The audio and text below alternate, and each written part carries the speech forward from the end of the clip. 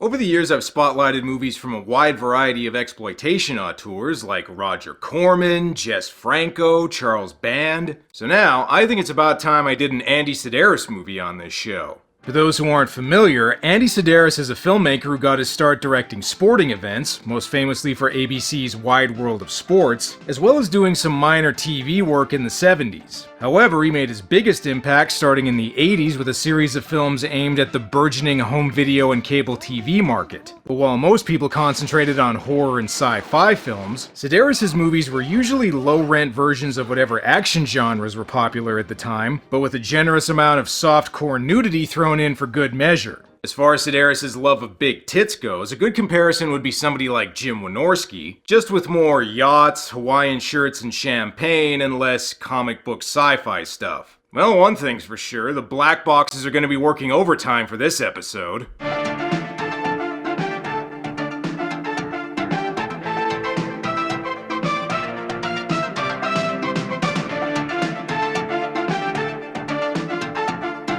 Hard Ticket to Hawaii is a 1987 action exploitation movie that's the second in what Andy Sidaris referred to as his 3 Bs movies. In case you were wondering, the Bs stand for bullets, bombs, and babes. He also probably could have thrown a 4th B word in there, but I digress. Hard Ticket to Hawaii is usually considered one of the more infamous of Andy Sidaris' movies, and if you're wondering why, well, just keep watching. I better enjoy these establishing shots while I can. They're some of the only scenes I don't have to black box. Wait a second, Malibu Express? Ah, damn it, I put in the wrong Andy Sidaris movie. And if you want to know what kind of Cinemax level acting we can expect here... You should get in, Rowdy. The water is great. Are you kidding? I've got better things to do with my body temperature. You know, it's rare that a movie could also pass for its own porn parody. Alright, there is some more important dialogue. The agency wants me on Molotov.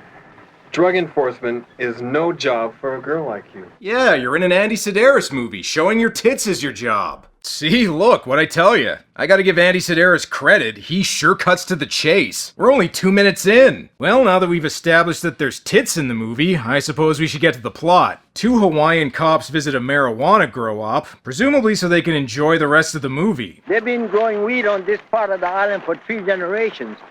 Once a year I come down and I tell them, hey, take it easy, bro. Remember now, in 1 month I'm gonna retire. Okay, even though it's a month and not 2 days, the fact that you mentioned retirement means you are definitely gonna die now. Take it easy, bro. Take it easy, bro. See, this is why you never mention retirement in an 80s movie. It always leads to death. Alright, we've established bad guys, guns, drugs, and tits, so time to get to the opening credits. So far this movie feels like if YK Kim made Honolulu Connection instead of Miami Connection. In addition to the names of the cast and crew, these boxes also contain some other weird cargo. Like a snake from an Italian jungle movie, apparently. We'll have to get back to the snake later. Now it's time to focus on other things that are partly made of plastic. These are DEA agents Donna and Taryn, who are working undercover in Hawaii as cargo pilots. Come on, Taryn, that Farrah Fawcett Doublemint commercial is practically ours. First, though, they gotta transport some tourists in the snake. You know, Donna, I've just figured out a cure for my boredom. I'll pretend I'm in a James Bond movie. I'd pretend you're in Samurai Cop if I were you. That's a lot closer. You'd think they would have played the movie's theme song over the opening credits, but instead they use it while they're padding out the runtime looking at scenery. It's a hard ticket to Hawaii. It's not paradise all the time. I like Toto's soundtrack work on Dune better. We interrupt this Hawaiian tourism commercial to bring you some bad news about the snake they're transporting. Now I gotta get on the radio and get that plane back here. That snake they have is dangerous. It's contaminated. Damn it, they should have known the rubber it was made from was toxic. Oh well, forget about that for now. We gotta introduce one of the movie's villains, Ascot Von Bad Guy, who I guess is trying to conquer Hawaii using an army of evil toys? What, he's got a British accent and a tiny helicopter? That could be what he's doing. What is that? Who could be flying that thing? I don't know, Kevin Hart? By the looks of it, somebody's running drugs for the Lollipop Guild Syndicate. Some goons drop by to pick up the shipment, but they foolishly brought guns to an 80s ninja movie fight. Don't let him get away! Don't let him get away! This is why you never find your henchman at a Jimmy Buffett concert. Come on, Taryn, let's put away the snake and then do the cocaine we stole from that helicopter. You know you're watching an Andy Sidaris movie when even the guys are showing tons of cleavage. Speaking of Andy, here he is cameoing as a big shot TV director. Charlotte, I'm not just some fast-talking New York television director. I care for you a great deal. Trust me, Charlotte. You practically raped me last night. That was last night, Charlotte. This is today. Damn, people really did know about Harvey Weinstein for years. Oh, what's that, audience? You're getting a little bored? Well, here, have some tits. Huh, turns out I was wrong. Instead of cocaine, the helicopter was actually full of diamonds. Although, they could probably still get you pretty fucked up if you snorted them. The diamonds were meant for a local crime kingpin named Seth Ramiro, who presumably was going to use them to power some kind of super tanning bed. To deal with this situation, Donna and Taryn are going to need some help. Come on, turn those heads. Come on. Turn them. Good. Okay, cover up. These two are going to be the help, aren't they? These two are Special Agents Rowdy Abilene and Jade, who by the looks of it are busy auditioning for a Karate Champ movie adaptation. And they've got more than just martial arts skills, they're also good with accents. Confucius say, a man with deadly hands must be very careful while slapping on aftershave. Still more convincing than that one guy from Lost Empire. And did somebody say movie memorabilia? Taryn, you have a Malibu Express poster hanging over your bed. The store threw it in for free. I thought you'd get a kick out of it. Yeah, the store didn't throw that in, the director did. The reason this is in there is because Rowdy is supposed to be the cousin of the main character from Malibu Express, which is also a movie in this universe? I don't know, whatever. Anyway, tell us more about Rowdy. How's his stuff? Great. He's got 4 inches. 4 inches? That's not so hot. Well, it is if you're soft. No sooner do Donna and Taryn contact Rowdy when their house is invaded by a much kinkier softcore movie. And goddammit, when the director told you to unleash a giant snake, I don't think that's what he meant. Take him out. Now! Okay, in that case she actually is talking about the diamonds. The crooks make their escape, and because they used up their ninja weapons earlier, Donna and Taryn will have to take them out the old-fashioned way, with guns. Oh shit, half an hour in and they've already killed one of the main bad guys. Just kidding, he's fine. Everyone knows getting shot directly in the face just results in a small paper cut. The snake gets away too, and there's even more bad news. We had a snake delivered here for the Department of Health. Now that snake has been infected by deadly toxins from cancer-infested rats. So what, the snake needs chemo? I think having cancer would make the snake less dangerous. Sorry to tell you this, girls, but the snake isn't the only slimy creature on this island. Look at you two. I'm gonna give you the best seat in the house. Oh, and where's that? You can sit right here on my face. Thanks, Hawaiian quagmire. Donna and Taryn meet with another DEA operative, Special Agent Julie Brown. Edie. And you can really tell this is important since the movie decides to focus on this guy talking about pills for 2 minutes. These are lessons. These guys get in those capillaries and scrub those walls clean. Now, the B-complex ties the whole scenario together and eliminates stress. The alfalfa tab, king hell detoxifiers. And this one's Adderall. It helps me memorize my lines. While the girls hold their little Charlie's Angels meeting with Rowdy and Seth, I think someone might be spying on them. By the way, we will bring our trunk of toys. And Edie, speaking of toys, I can't wait to see yours. Yeah, nice try, Jade, but everyone knows you and Rowdy are totally banging. Some people may accuse Andy Sidaris' films of being sexist, but he's actually all about equality. He has both men and women go topless in his movies. Jeez, this just went from a crime film about drug dealers to an R-rated hits of the 80s commercial.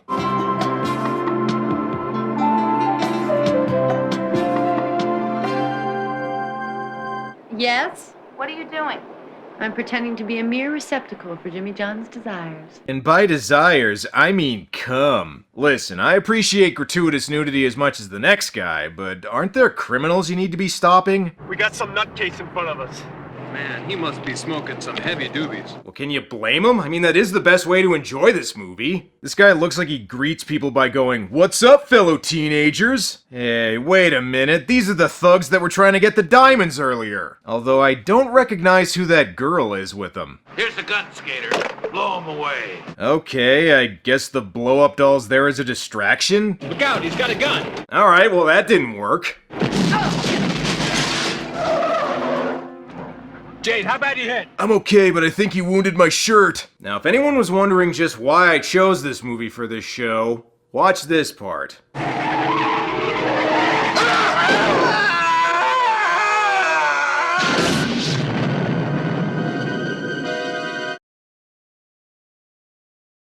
Oh no, not the blow-up doll too! She was just an innocent hostage! So yeah, if nothing else, this movie shows why you never bring a 50-year-old Tony Hawk wannabe to a bazooka fight. The bazooka, Rowdy?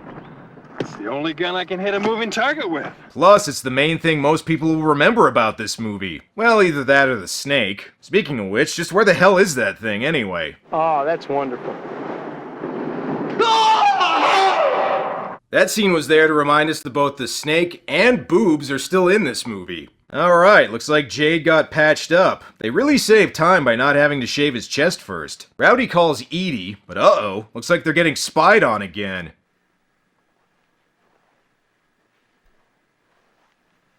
And now it kind of feels like the director's spying on the actors. I gotta give it to Andy Sidaris. After that scene, he lets about 5 seconds go by before there's more boobs on screen. And just who is this ruggedly handsome chick that's spying on everyone?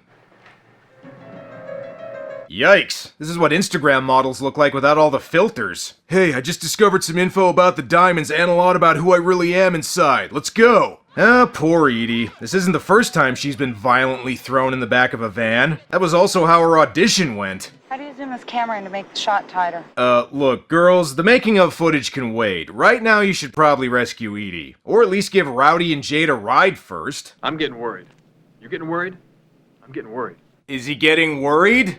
Oh hey look, it's some tits I don't have to black box. I don't know why Terrence's talking to these two, but we already had nunchucks and ninja stars in this movie, so fuck it. Might as well throw some sumo wrestlers in there too. Speaking of random things in this movie, is the snake still around?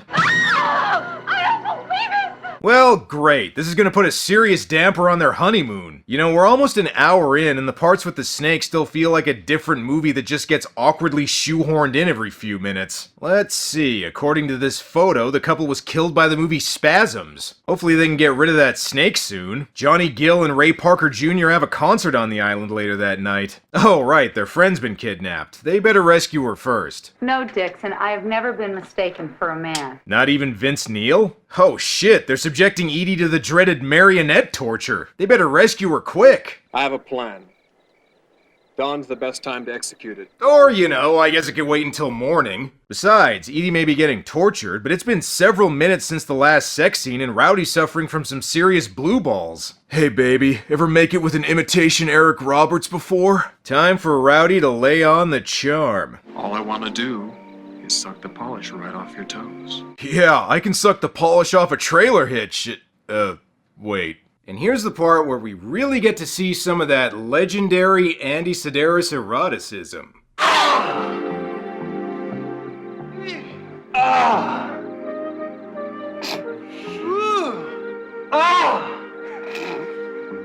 Now I know where Tommy Wiseau got the inspiration for the sex scenes in The Room. And just like The Room, this movie seems to think a woman's vagina is located somewhere in the middle of their stomach. The fuck is this guy doing? Alright, well can we at least see what the villains are doing right now?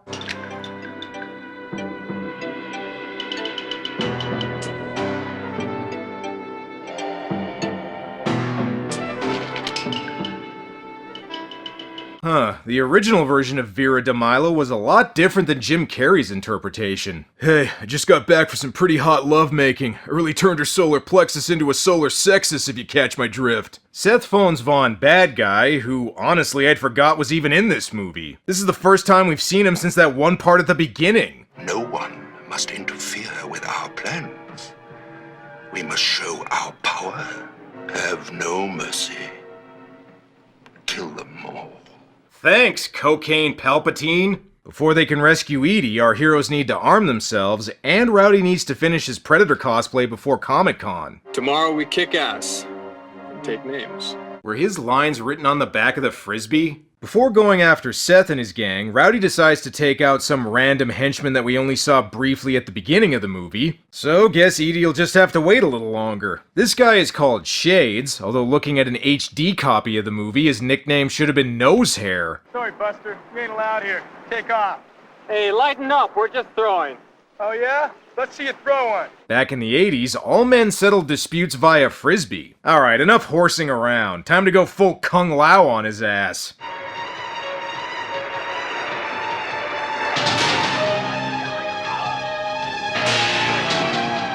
Yeah, next Rowdy's gonna kill somebody using a hacky sack grenade. Alright, time to rescue Edie and stop those dirty drug runners. Or diamond smugglers? You know what, it doesn't really matter what these guys are doing, just shoot them.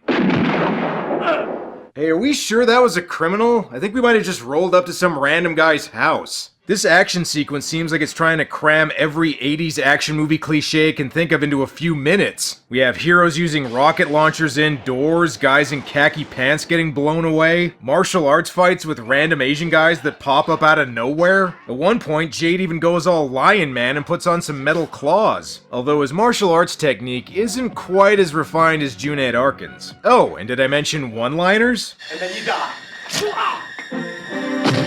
Okay, I didn't say they'd be good one-liners, but they do technically have one-liners. Okay, you rescued your friend, but oh no, the rest of the bad guys are getting away. Wait a second, rocket launcher, helicopter? I think I know where this is going. You know, normally a helicopter explosion would be the high point of an 80s action movie, but considering we already saw this, it's a little anticlimactic. Oh well, at least we have more riveting dialogue. Isn't that right, numbnuts? I love it when you talk dirty. I'm gonna fuck the shit out of your sternum when I get home, baby. Okay, you just blew up a helicopter in an 80s movie, so that means you won and the movie's over, right? Who got that bastard Seth? See, this is what happens when you don't read the last 10 pages of the script. You miss the post-climax climax. Seth tries to murder Donna, and by the looks of it, he just got finished watching Halloween. Lucky for Donna, she just watched Friday the 13th Part 3. It may seem like I'm going a little overboard with the slasher movie references, but that's basically what the movie turns into here. They even do the thing where it looks like the bad guy's been killed only for him to come back to life. In fact, they actually do it twice. And wait a second, wasn't there a snake in this movie?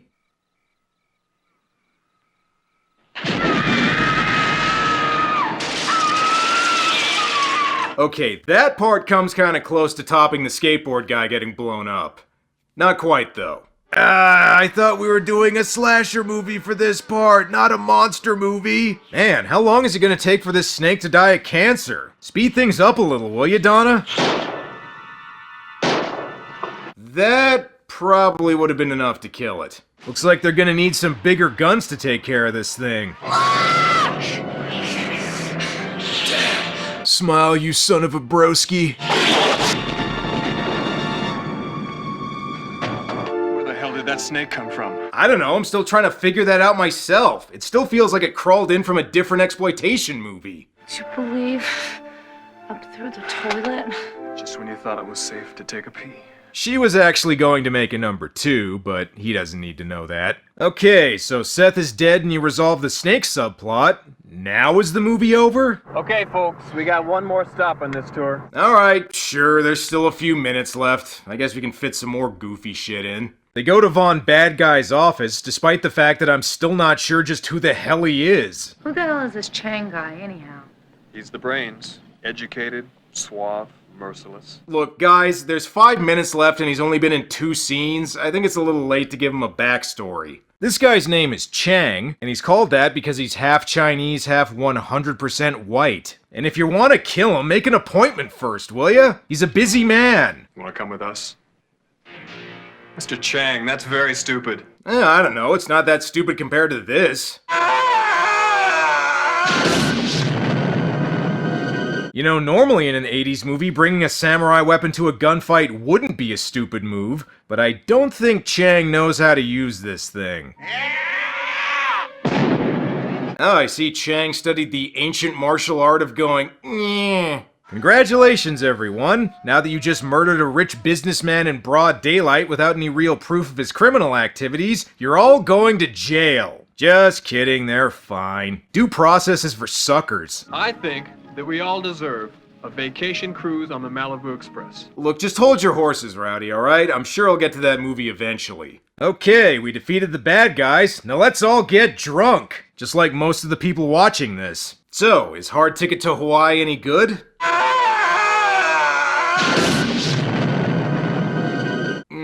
That's kind of a stupid question. A better one would be, is it awesomely bad? And to answer it, I'm just gonna go ahead and play the exact same clip again. This is a movie that's practically the definition of the word gratuitous. Gratuitous nudity, gratuitous rubber snakes, gratuitous blow-up dolls getting blown up, gratuitous nunchucks, gratuitous nose hair, the list goes on and on. It's a completely ridiculous movie that also delivers on everything it promises, namely bullets, bombs, and babes. If you've ever wondered what it'd be like if Tommy Wiseau directed a combination of Miami Vice and Red Shoe Diaries, this is the movie for you. So that's the first Andy Sidaris movie on the show, although something tells me it won't be the last.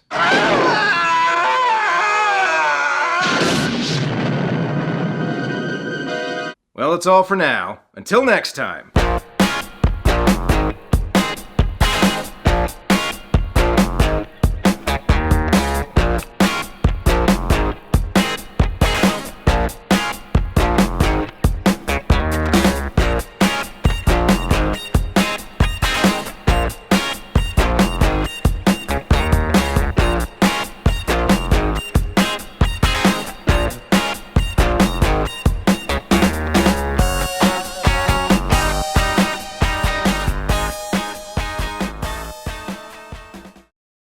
Hey, Colleen. Got a great ass. So do you, Pilgrim.